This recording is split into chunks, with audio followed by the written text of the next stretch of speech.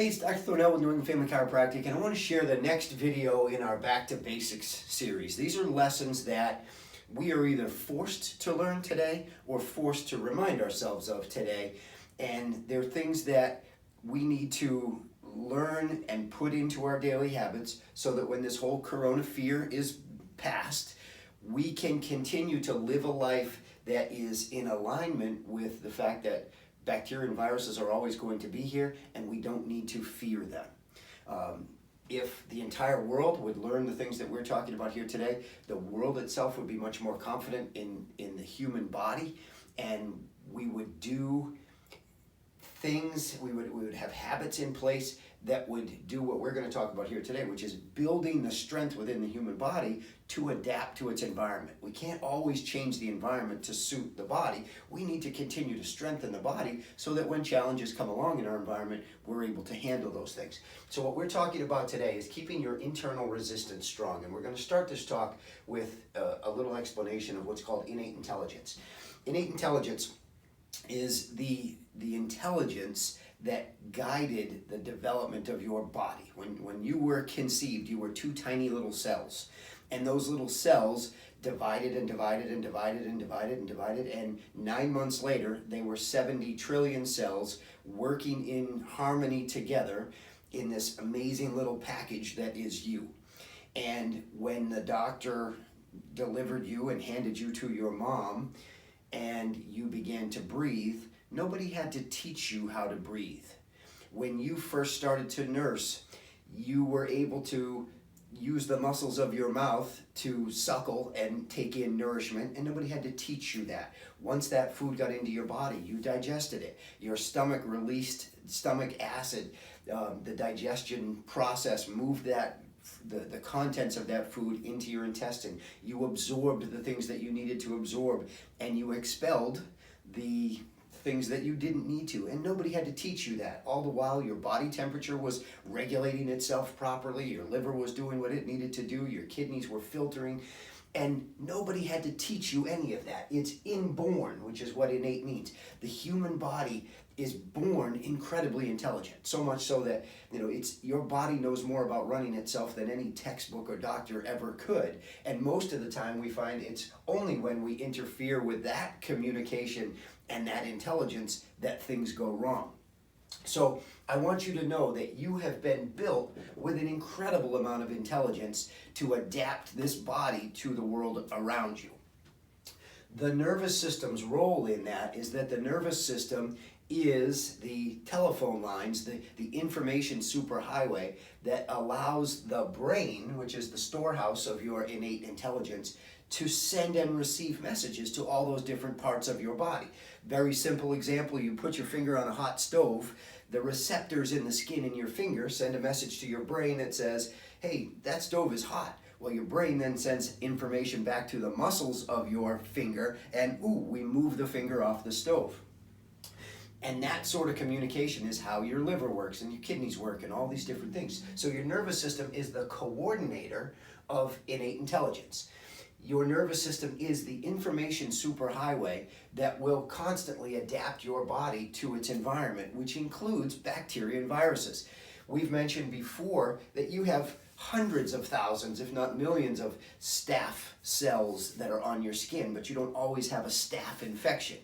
When there's a breakdown in that communication in the nervous system with your immune system, and we have a break in the skin, now we may end up with an infection because that intelligence has broken down.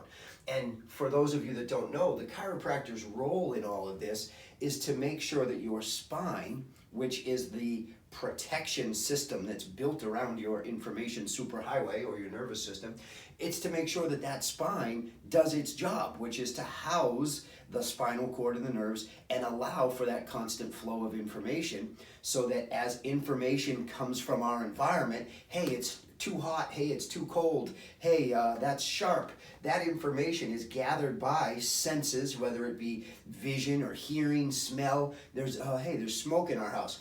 How do I know that? Because my nose picked up the smell of smoke got it to the receptors within my nose, and then they travel back through some cranial nerves to my brain. My brain says, I know that smell, that's smoke. Let's figure out why. So your responses to your environment and then your ability to adapt to those things are all intertwined with innate intelligence of the nervous system and the spine protecting the nervous system.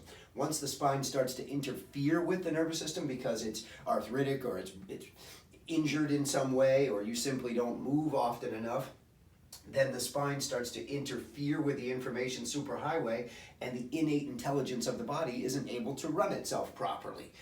And I also want you to know that not only are you built with all of this already in there, and you should be unbelievably confident about that, the immunity process itself is absolutely amazing. When we look at the immune system, once something is inside our body that doesn't belong there, whether it be something simple like a splinter or something complicated, and we'll use the term coronavirus today, once your body, your immune system cells that constantly float around through your body say, hey, we found something that doesn't belong here, it sends that information through the information superhighway to the innate intelligence of the brain. The brain says, that doesn't belong here, go destroy that.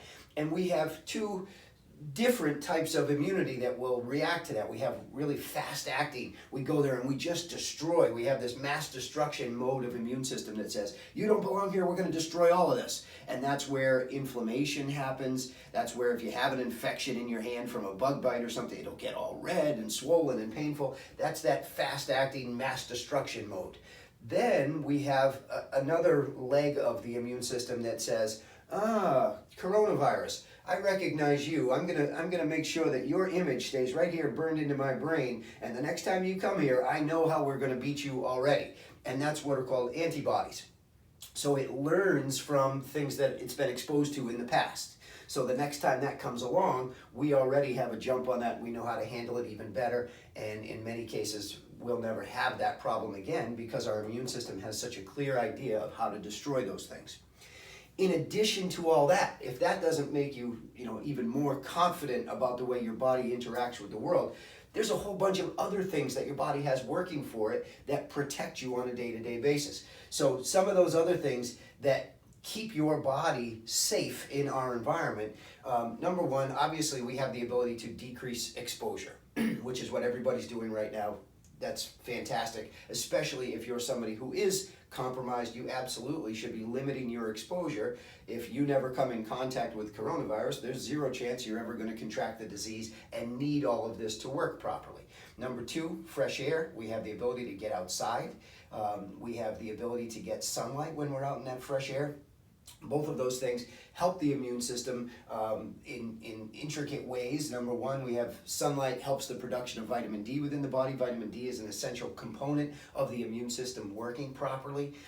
Your skin in itself is an immune network. Your skin allows for all kinds of bacteria and viruses to live on it all the time and prevents them from entering the body. Inside not only the skin but other linings of your body, we have the nasal linings, we have your throat.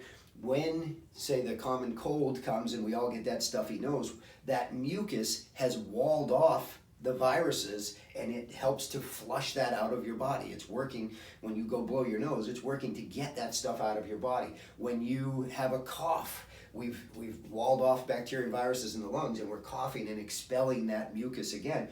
It's a way of your body saying, okay, you got past us the first time, but now we've got you and we're going to get rid of you. Even something as simple as the hair in your nose is there to help filter things that come in and out of your nose. And then the last one on here is a fever. When you develop a fever, most of the time your body has very intricate control over a fever. Some exceptions would be in poisoning or a head injury. But with sickness, your body has very intricate control over how high that body temperature goes, and it will raise your body temperature just high enough. The innate intelligence says, oh, coronavirus, we know you need to be at 100.5 in order to stop your ability to replicate. So up goes the body temperature to 105. If it's staph bacteria infection, it might be 104 and the body brings it up to 104. But the body has intricate control of its temperature to be able to say, hey, this is the temperature we need to fight this type of bacteria or virus. And that's exactly what it will do as long as all of this is working properly. So I just wanted to refresh your memory if you know this already, and teach you this if you didn't know this already. You are an unbelievably powerful creature. The human body has coexisted, again, for hundreds of thousands of years with hundreds of millions of bacteria and viruses. Simply millions of different types of bacteria and viruses, and then the actual number of all those is, I can't even begin to put it into perspective for you. It's, hundreds of trillions, billions of trillions. I don't even know how many, but it's gigantic. It's an enormous number. And your body lives in conjunction with that because this stuff works properly. So our goal now is to say, hey, in this time of challenge, we're trying to address all these things, but boy, why not address all those things all the time anyway? Yes, the coronavirus is in the news, and it's caused fear and panic in a lot of people. But as long as we do these things right, we have our best chance of overcoming coronavirus or anything else that comes along, as well as everything that's ever happened in the past. So keeping your internal resistance strong should be your goal now and into the future.